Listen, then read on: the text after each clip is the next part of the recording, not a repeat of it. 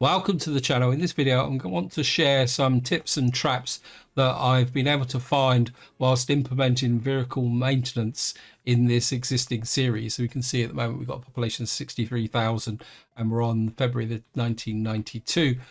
Now, I'm hesitant to call this a tutorial because one, I don't feel I know everything about vehicle maintenance because there's a couple of areas which I haven't really explored. And the other one is that I'm going to apologize in advance that I'm trying to find examples of how the vehicle maintenance works is going to be a bit hit and miss. So there'll be a little bit of searching around the map. So I may have to improvise various examples. That's why I don't really want to call this a tutorial.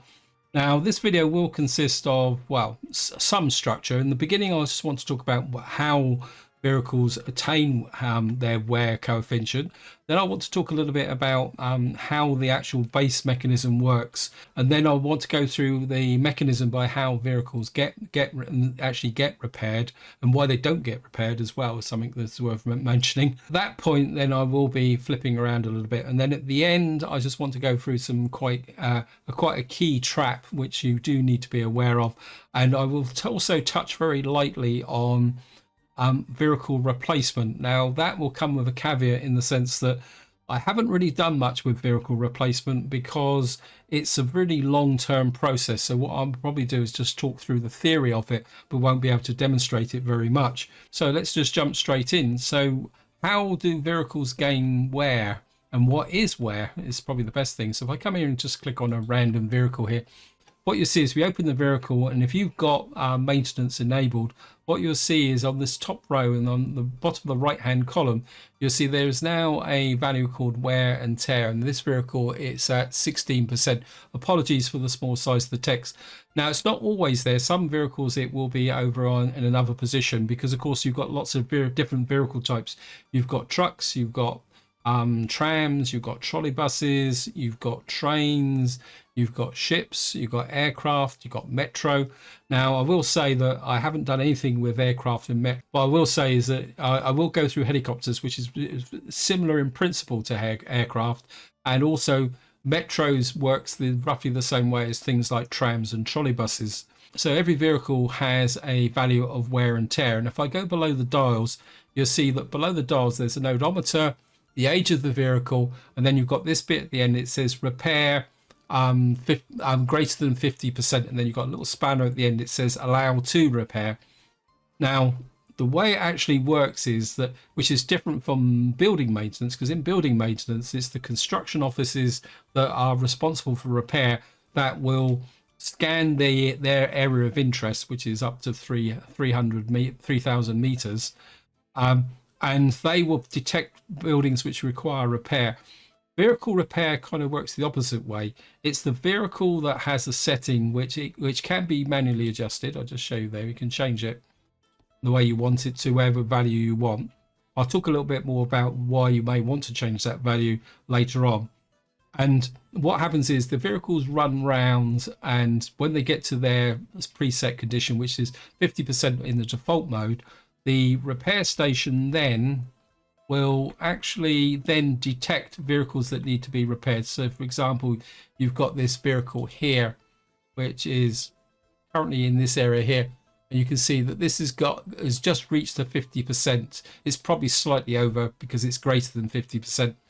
And then what that vehicle will do then is become available for repair. But we'll go through more of that later on. How vehicles wear out is a combination of age and distance, and the distance travel can vary greatly. And for an example here, if I show you this shovel here, you can see this shovel is just under 5 years old. Because I integrated this into an existing system, all my vehicles, I think the maximum age is just over 5 years.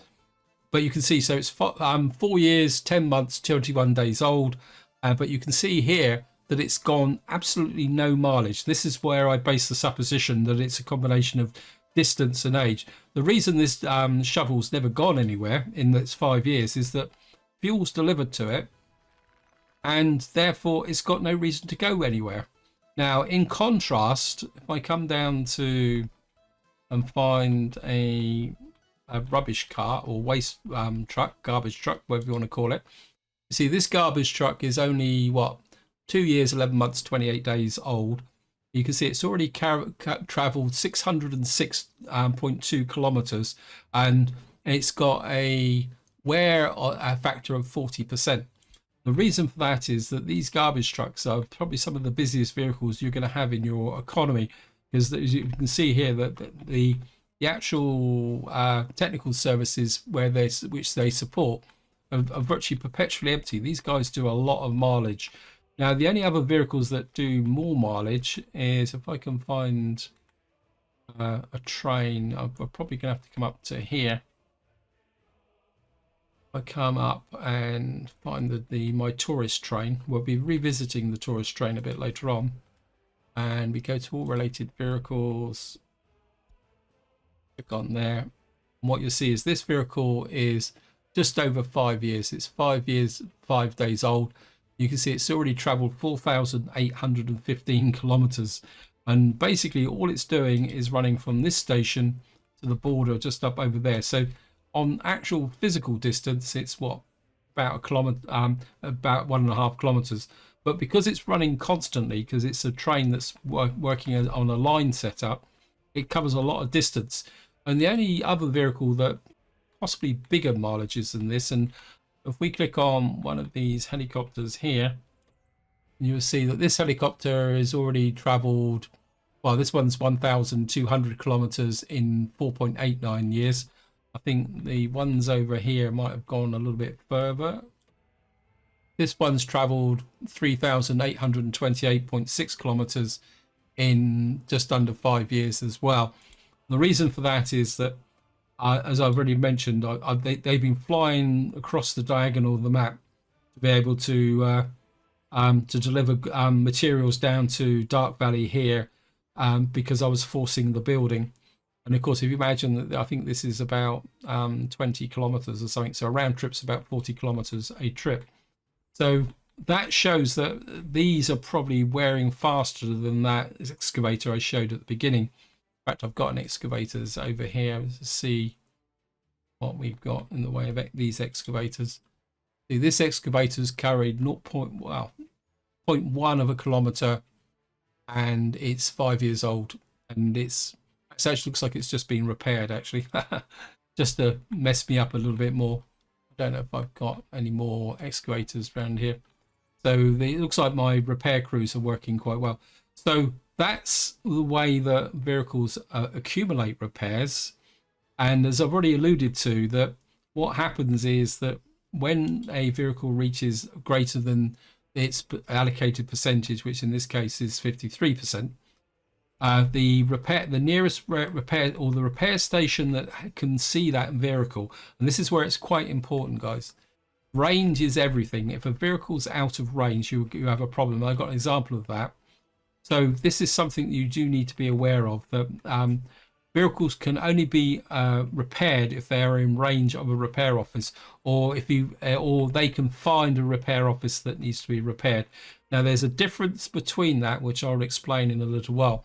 But if you want to see a case of where I've done, and this is one of the traps that you can fall into, if I come here and show you this guy here, this guy has got got wear and tear of 57%, and he's supposed to be repaired by 50%. The reason for that is that he is out of range of this repair office here. Now, what happens when a vehicle gets past 50%? And as far as I can tell by reading, because I haven't actually had it happen now yet so far, well, several things can happen. One, the vehicle looks pretty beat up. If I zoom in really quickly, you can see there. Actually, I'll just do that so I can get a thumbnail. You can see all these vehicles here in a pretty bad condition. And the other thing that happens, which is probably more severe, is they start to break down. And what happens is they go along the road, they break down for a certain period of time, and they sit there, and basically they hold up all the traffic. But what happens is that progressively gets worse and worse. And I think there's a cut-off point, probably when the need for repair reaches 100% or 90%. I've got no idea what that percentage is. then the vehicle effectively breaks down and you can't repair it. And then what you've got to do is actually replace it or scrap it. So that's something that you do need to bear in mind. But if you're on top of the situation, then you should be okay. So how am I actually going to fix that? And I want to give you an example of how the repair system actually works. So what I'm going to do is come in here. I'm just going to increase that to 200%. Let that game run. And what you'll see is that eventually, there we are. What's happened is that this is now scanned out. It's got to here. It's also got over to here. There's a beat up truck in here. This guy is probably, I think it's the worst one. He's 65% damage or wear and tear. And so what's happened now is that this repair station has now detected vehicles around it. Now, one thing that you need to be aware of is that all these vehicles are in either a distribution office, as is in this case here, or a technical office, which is in the case up down here, because this is snowplows. Now, so you can see they're all being detected, but in order, because these are now located in other buildings, what you see is that this repair station's only got two, well, it's got three, because one's already out on the job here, which is just over here. And what you see here now is that the one that's already working has already come in here. And this is one of the first potential problems that you can have when your repair office is sending out covered holes to repair vehicles. You can see that this truck is stopped because this is a modded distribution office and it doesn't have a loading bay. So it will stop there. And what it's effectively doing now is blocking the trucks leaving and the trucks arriving until such time as that repair is complete. Now, if we actually watch here, and I'll just let the game run forward, what you will see is I think this cover hole is just coming down. He's just overtaken a truck. What you see now, this one's actually got a loading bay which is doubles up, and you see this one's different, that the entrance is not obstructed. But if you click on here, and what you'll see is that the only way you can tell this vehicle is being repaired is it says repair in progress, but there's a little spyglass there. And what that will do is take you to the repair station where the repair is being done. Now, this repair station's only got 3 covered holes, but you can see here that it's actually repairing 4 vehicles. And the reason for that is that if we come over to here, we got a Mack truck in here, and I think this Mack truck's in the same place. So you only need 1 covered hole to actually do multiple repairs in a single distribution office. The downside is that in order to do that, it's going to take that truck's going to be obstructing the entrance for a long period of time. But what you will see is that repairs go pretty quickly. If you see here, see this one's at 67%, this one's going slightly at 21%. So what actually happens is that the speed of the repair depends on 2 things. One, the number of workers you've got, and also the availability of materials, which is down here. If you haven't got materials, the repair stops. And what that does is leads into a situation which is one of the traps that I would like to emphasize. That if the truck is sat here waiting for materials, he's effectively disabling this distribution office. And that is particularly relevant when you talk about fire stations and ambulances, but I'll talk a little bit more about that later on. Wow, we've got all our little trucks going out here.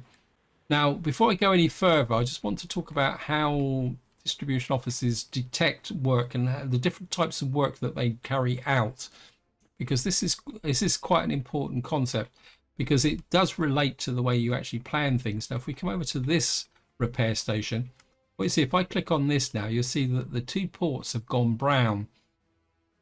What that means is that those ports can be directly repaired from this repair station without using the covered hole trucks. So a ship that comes in here that needs repair, in fact, oh, this one's just been repaired, look at that. So if a ship comes in here, it can be repaired here by direct contact. But if I come out now and just go wide and we look at this, you will also see that there's a yellow line, which actually shows the range of the repair station. But the important thing you want to see is to see this port over here. It's not highlighted in yellow, where if I come here, what you will see is certain key buildings like this rail construction office here, distribution offices, technical offices. If a building's highlighted in yellow, what that means is that these buildings are supported by the ranged repair using covered holes, as I just demonstrated. But you can see here that this port here is not actually covered. And I think probably a more graphic way of showing this is if I come in, we're outside the range of that, but I've got another repair office just here. And what you see is, so the only way you can get direct repairs for ships is by actually putting the repair station right next to it. This comes into your planning of where you put your actual repair stations in. So those are the two primary ways that vehicles can be repaired.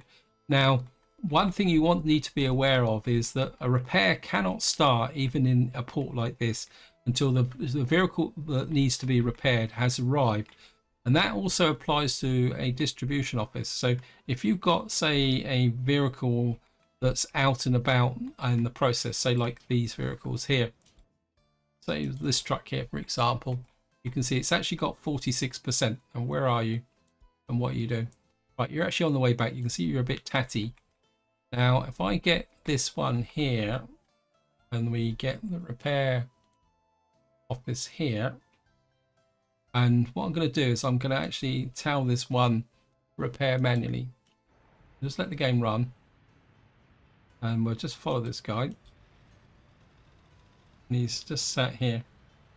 Now, if you watch, I've said, he says searching for repair bay. Now, what should happen is he should return to his technical office. This is where the game proves me wrong. Obviously, I've chosen a fairly bad one. Oh, no, he's still working. See, this is the problem. See, the repair doesn't start until he actually returns. So he's going to go and drop the waste off as well, just to annoy me. Okay, welcome back. You see, what he's doing now is returning to the technical office. And what you should see now is he will wait there. And this guy should detect him. Now you can see what's happened is he's now waiting for repair, but the repair still won't start until the covered hole arrives. So this is something that can be, I have to admit, confused me to begin with. And now you can see that the repair's now started and he's been repaired in situation. And this is something that you do need to kind of understand, is probably the polite way of saying it, is that repairs are not instant. If vehicles are out and about doing things, vehicles based in a what you could call their home location, like a technical office, a distribution office, a rail construction office, hospital, fire station, the vehicle will not start, the repair process will not start until the vehicle returns to that location. And that is quite important to get to understand. This is why clicking on going in here and using this manual button may seem a good idea, but it's something you don't want to use unless it's absolutely necessary. Probably just to give you another example of the way this home station works, and this is where you can get a bit confused, is, well, I come over to my tram line here. What you will see is, where is it? It's over here. What you see here is I've got a repair station next to the tram line. If I show you here, you can see here that the tram depot is actually in range of the repair station, but the tram end station here is not included in the repair process. So if I can find a tram that's in need of a little bit of repair, this guy's just been repaired. Trying to explain how it works. This guy's 46%. Now, if I press him, what you'll see, if we follow him, what you should do now is, because the end station is out of range, what he should do, if he behaves the rules, he should go into the depot. because the depot is got a direct connection to there. But if this depot was not next to it and it was on the range side, the depot itself can actually get picked up, and the what would happen is a cover hole would be sent to the actual tram depot. And what will happen now is this tram will be repaired, and then it will just go back out on its way on other matters. Now what can happen is down here is I've got a tram here that's stuck. Now this, I've got a feeling this is due to the fact that the update is still in testing. The only way you can fix this is actually by forcing the tram back to the depot. So if you get any problems with a vehicle that refuses to get repaired, this is the way you do it. You can force the tram back in to the depot, but be aware that once it gets here and gets repaired, so this one is up to 56%. We'll just wait for the other tram to return to the depot. It should come up here fairly soon. Here this looks like it. It's in a pretty bad way. See, that tram's just gone. This one is just coming in. But what you'll see is it will get a checkered flag. So if you have to force a vehicle to a depot or to full repairs, it won't launch again until you actually physically launch it. In fact, you could override the repair by launching it now. So what will happen is this will sit here until such time as it's being repaired. Just click on here and you'll see it's just being repaired there. Now, but it's also worth noting that if this tram line had, this end station was in range of this, the trams would actually get repaired in there. An example of that is if I come up to here, and this is what I was trying to explain, guys, that there's kind of getting a feel for how the actual system works is something that takes a little getting used to. Now, what I've got here is I got a little bit of, I was looking at experiments of layouts, and what I've got here, if I go in here, what you'll see is I've got a repair station that's got a direct physical connection to this is my maintenance construction office here. It's also got a direct link to this snowplow technical services. It's also got a direct link to here. Now, as I pointed out below, the actual connection doesn't actually work. But if I can find a bus here that's you've got 44%. If I force you, he's going to go all the way up there, isn't he? The balance is on the end back. Okay, so I've missed that one there. I should have clicked him. All right, we got one coming back this way. All right, we're going to force this guy. What you see is this guy will go in here. And if I click on this guy here, you see he's already got 2 jobs online. But what it should do is this. It does that little squiggle back, I think, because it takes itself offline. If an end station has a direct connection to a repair station, the buses will get repaired in here.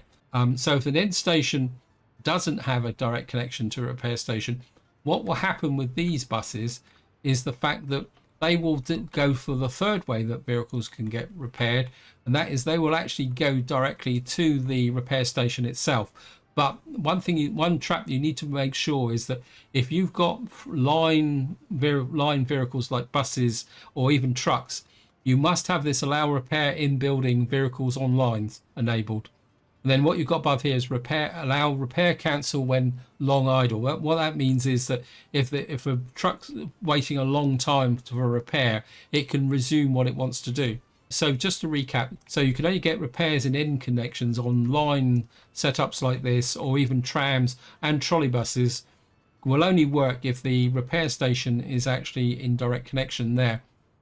And one thing, and then this comes up to the example for trolley buses. You can see that the depot here is actually connected to that area there. But one thing I found with trolley buses, now this might have been the consequence that I did this, I think it was on the 1.5 beta update, that the actual trolley buses wouldn't go into here to be repaired, but I think that's been fixed. But the way I actually fixed it was by putting in a small this is Nova's horse veterinarian repair station. But I've got no idea why it needs crops and wood, but It does work quite well, and it does keep this trolley bus line. But again, this show you here, this end connection didn't work, but it does work with the depot. So that, hopefully that makes sense, guys, in the way that the actual connections work. So just a quick recap of how it works is vehicles can be repaired by a direct link between one of their home stations and the repair station, as long as they can be repaired remotely if they're based in something like a hospital or a distribution office, as long as they're within the range of a repair station. If they're outside the range, they don't get repair, and more importantly, the vehicle won't seek to actually get repaired. And then line vehicles and line vehicles will be repaired in an end connection as long as it's got a direct connection. Otherwise, what will happen is they will seek a actually seek a repair station and go to it physically. And I'm not sure exactly how that actually works, but I'm assuming that these have to be on that road network again. So I think a line vehicle has to be somewhere on that road network to be able to go directly to the station there.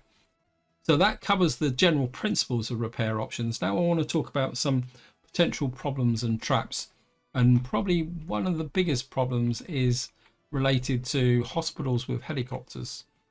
Now, this hospital can be repaired from here because it's in range, and you can see it's highlighted in yellow. But the trouble is that the covered hole won't come into here. It will come into this single drop-off slot here. Now, one of the problems with hospitals and fire stations is that they've only got the one drop-off point, and they also both receive fuel, like here. Now, what can happen is that if you've got a helicopter that's under a repair and there's a fuel delivery, the fuel truck can't get to that slot there, and he will queue up there. And effectively, what will happen is that this will block the ambulances from coming in and out. And then if you've got a certain circumstance, which I'll talk about in a little while, which is the lack of resources, what could happen is that the ambulances could queue out around here and start to block the general traffic. So one thing I strongly recommend when you're monitoring what's going on, well, I'll show you the two ways of monitoring. One is if you get a message up here that says traffic jam, always investigate it. Don't ignore it. Don't think, oh, it's just a snow plow that's waiting to clear or something like that. Take traffic jam seriously, because if you get a traffic jam here, not only is your hospital not working, also you're disrupting all your capabilities. That also applies to these especially if you use modded distribution offices or any buildings that don't have a link.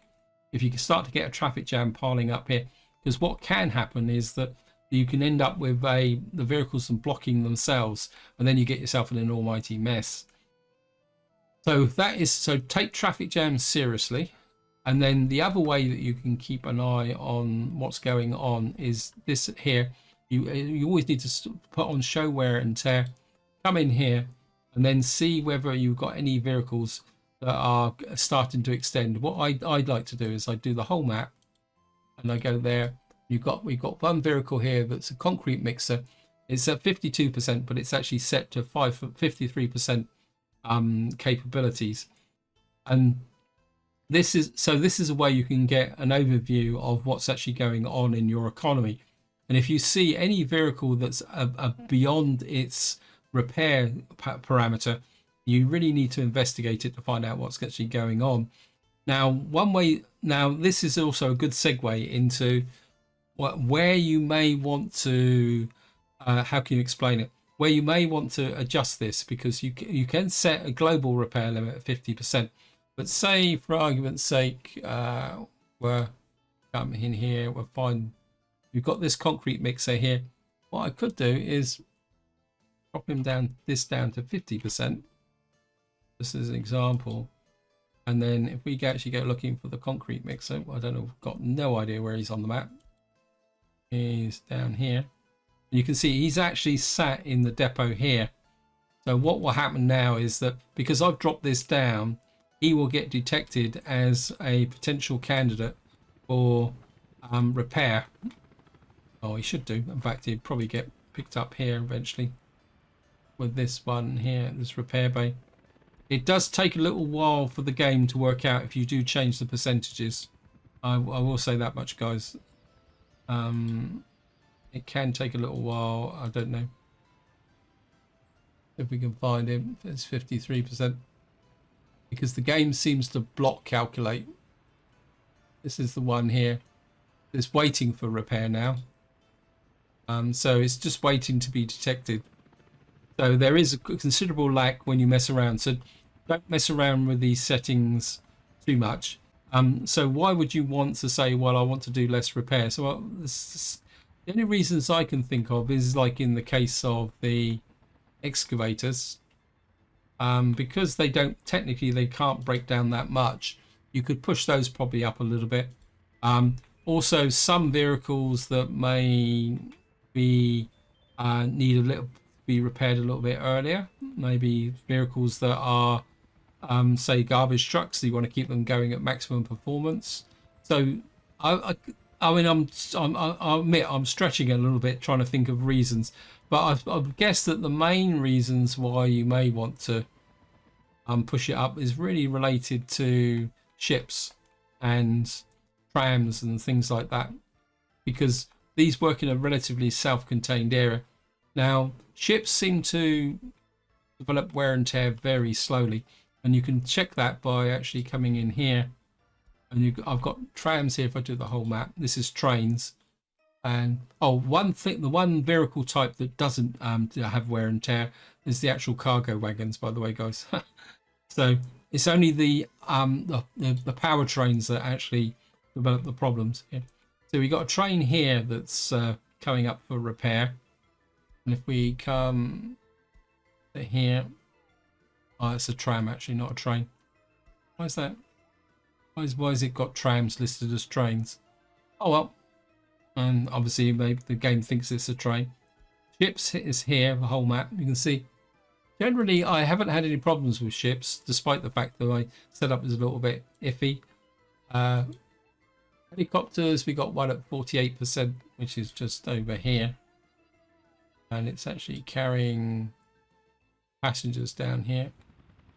Again, now if I were to trigger the manual adaptation here, this helicopter, you can see it's looking a little bit tatty on the edges now.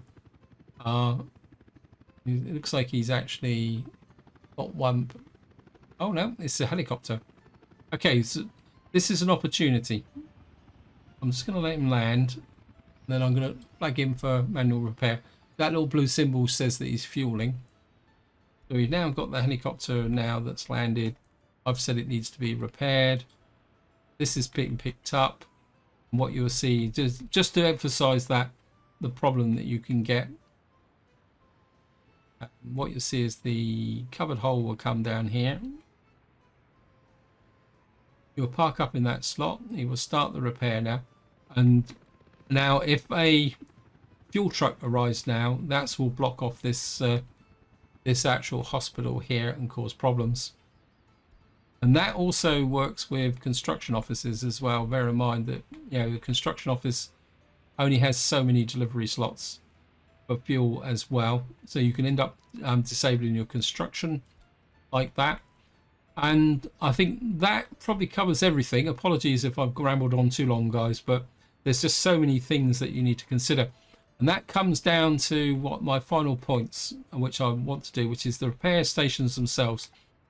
When you're planning to place repair stations, what you want to try and do is get as many connections as possible, like here. Luckily, these buildings were, two of these buildings were in the correct location by accident, and I was able to put the repair station in here.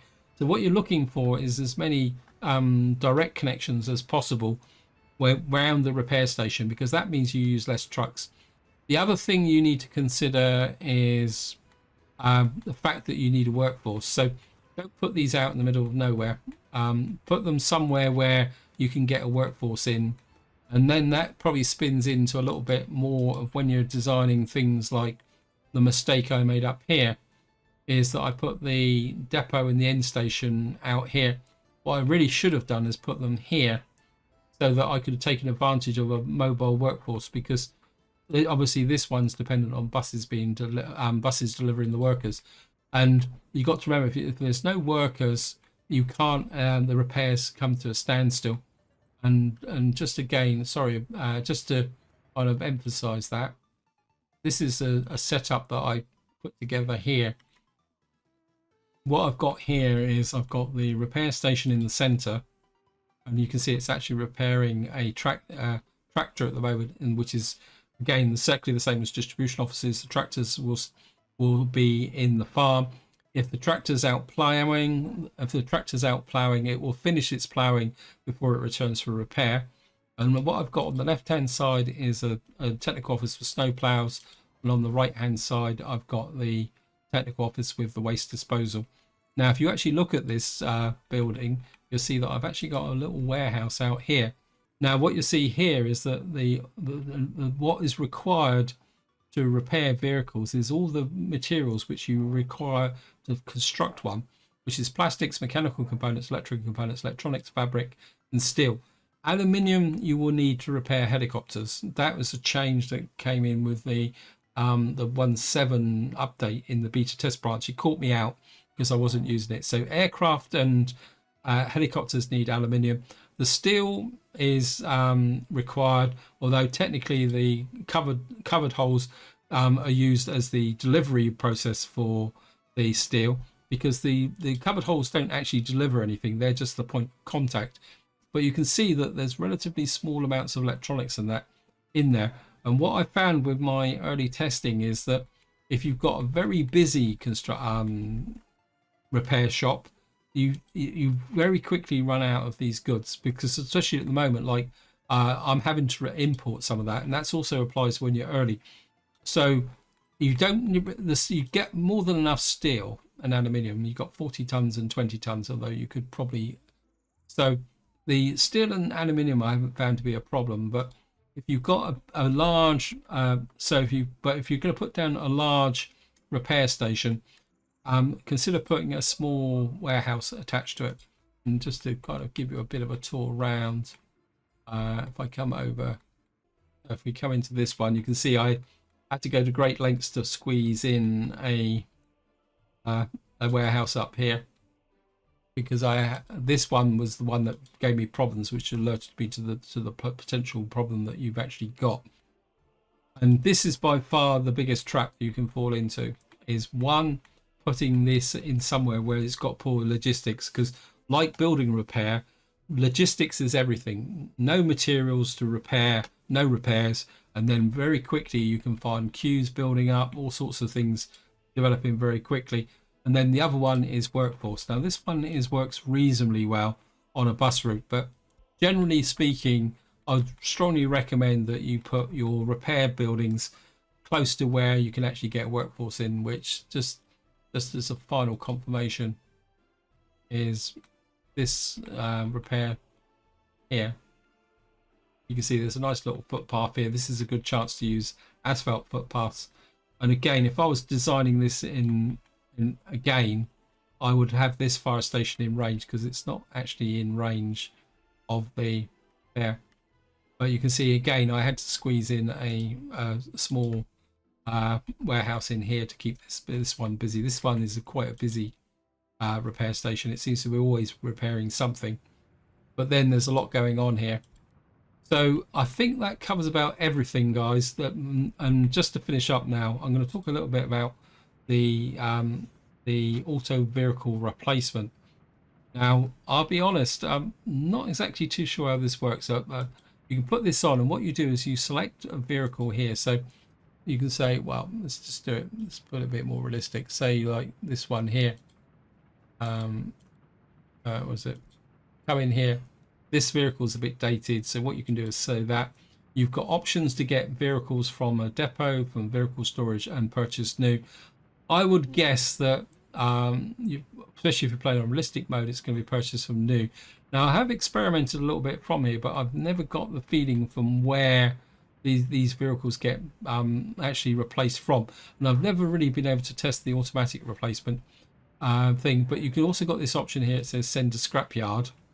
Now, if you've enabled that, and if you come in here, because there is a manual scrap option. I'm going to kind of stick my neck out a little bit here because I am in very much in uncharted waters. If you come in here, then and what you've got is a manual scrap option here. Or it says replace vehicle. There's cannot replace with this vehicle. And what you can do is actually replace a vehicle with a vehicle, but you can also actually, and I think what you're meant to do is actually go to a construction office. So go to a depot to replace it. Now, if any of you guys have actually tried this, I don't know. The other option seems to be that you actually go to the custom shed and actually click on the custom shed here like this. And what happens is that vehicle, you get a new vehicle come out, and what you do is, if we go back to wherever that was, the vehicle that was up here has instantly disappeared. Now, the thing that confuses me a little bit with this is that I've got scrapyard enabled, and I've also got the vehicle kind of scrapyard put in, which I can never remember where it is. I think it's under waste. Got these scrapyards, so it looks almost like even in realistic mode you can bypass. In realistic mode, yeah, it's enabled. One of the things I did notice, now I say I don't know if this is actually working properly, because as I say, I haven't really experimented that much with it, but if I come up here and we go to here, if I show you the Western vehicles, you see that we've got lots of containers and things like that, and we got that. But what I've noticed that you seem to be able to do, as I say, I don't know if this is actually a cheat, but if we got this truck here and I go into here, again, you see it just disappears. But you can replace it with the same truck, but technically this truck is not available. So if any of you guys can answer that question, feel free to chuck it in the comments, because I just don't feel that's right. But I can't really speak to whether that is correct, because I haven't really worked with this. But as far as I know, is the way the auto works is you set this up, you set the vehicle that you want to replace it with, and it has to be current, because you can see that the auto purchase is actually crossed out. And then what happens is when the vehicle gets to 50% wear and 24 years, what happens is instead of being repaired, it actually gets replaced. And then if you've got send to scrapyard, it can actually get sent to scrapyard there. This is where I'm going to leave it. Hope you enjoyed the video. Hope you found it interesting. So if any of you guys can kind of illuminate me slightly with respect to the manual replacement, even general replacement, I'll be much appreciated. And all I can say now is hope you enjoyed the video, and until next time, whatever you do, enjoy your gaming.